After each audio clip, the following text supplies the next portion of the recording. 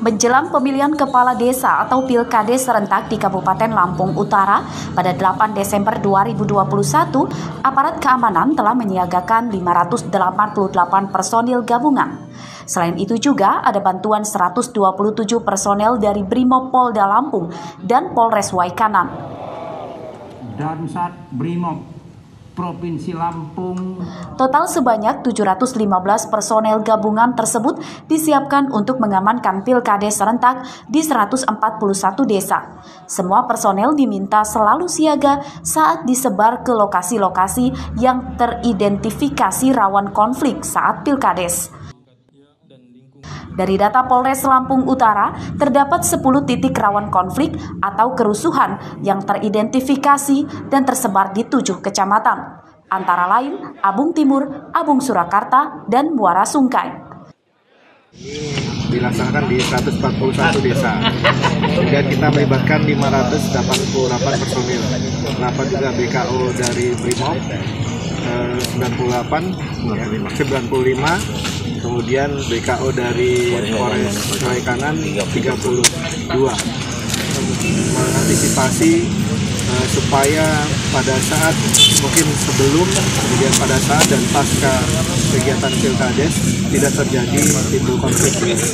Untuk meredam adanya konflik antar warga, para calon kepala desa yang akan berkontestasi diminta untuk membantu menjaga kondusivitas daerahnya hingga selesai pelaksanaan Pilkades. Ardio Haba melaporkan dari Lampung Utara.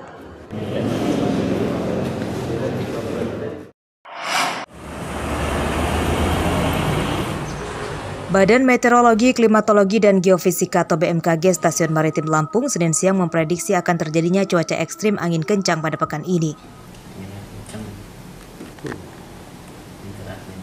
Kecepatan angin di wilayah perairan Laut Lampung dan perairan Selat Sunda mencapai 35 knot atau setara 63 km per jam. Barat ini. Angin kencang tersebut dampak terjadinya pertemuan massa udara atau sirkulasi siklonik yang berada di wilayah perairan Laut Lampung di bagian barat.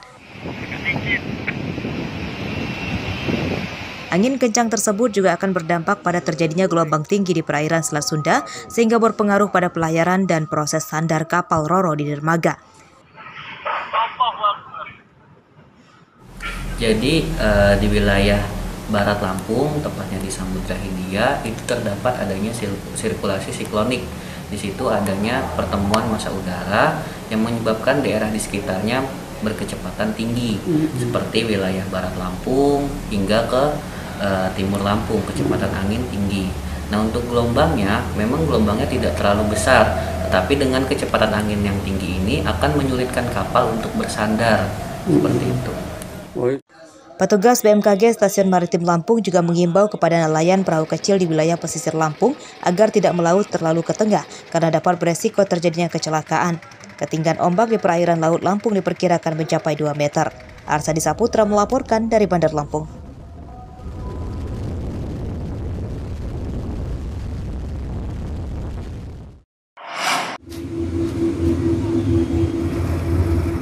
Memasuki musim hujan tiba, Dinas Kesehatan Lampung Utara meminta kepada masyarakat agar mewaspadai ancaman wabah demam berdarah dengue atau DBD.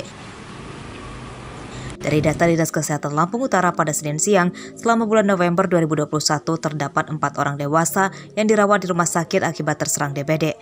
Namun penyakit DBD tersebut diperkirakan dibawa dari daerah lain sebab para pasien seluruhnya terserang DBD setelah melakukan perjalanan dari luar daerah. 8 kecamatan di Lampung Utara masuk sebagai wilayah endemik DBD, diantaranya Kecamatan Abung Selatan, Bunga Mayang, Belambangan, Kota Bumi Utara, Kota Bumi Selatan, Kota Bumi Kota, Bukit Kemuning, dan Kecamatan Sungkai Selatan. Pasien tersebut terkena DBD karena melakukan perjalanan ke daerah yang endemis DBD, bukan memang didapat dari wilayah Lampung Utara. Dengan datangnya musim penghujan ini harus melakukan gotong royong bersama supaya lingkungan bersih sehingga nyamuk demam berdarah tidak bisa berkembang biak di daerah. Untuk menangkal ancaman wabah DBD di masa pandemi COVID-19, warga diminta agar tetap menjaga perilaku hidup bersih dan sehat, tidak membiarkan adanya genangan air hujan di sekitar lingkungan rumah karena akan menjadi sarang berkembang biaknya nyamuk demam berdarah. Ardio Haba melaporkan dari Lampung Utara.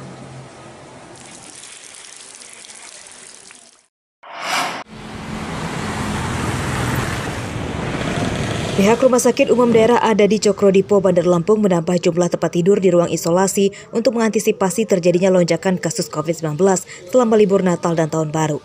Hal ini dikatakan oleh pelaksana tugas Direktur Rumah Sakit Umum Daerah ada di Cokro-Dipo, Dr. Yuliana Trisia pada Senin siang.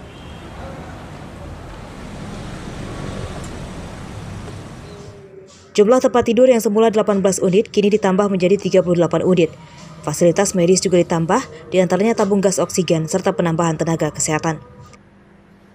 Kami sudah persiapkan, kita kemarin kan sudah ditambah bed oleh Bunda dari 18 menjadi 36. Jadi memang sudah kita persiapkan sesuai fasilitas, apalagi ini juga ditambah dengan ada tabung oksigen. Kita harapkan nggak terjadi lagi kejadian waktu kemarin kan bahwa kita kekurangan seperti itu. Insya Allah dengan adanya ini bisa. Dari data pihak Rumah Sakit Umum Daerah ada di Cokro-Dipo, kasus COVID-19 di Bandar Lampung tengah menurun drastis sejak pertengahan bulan September lalu. Pada bulan November 2021, Rumah Sakit Plat Merah ini bahkan tidak merawat satupun pasien COVID-19. Jeffrey Arifin melaporkan dari Bandar Lampung.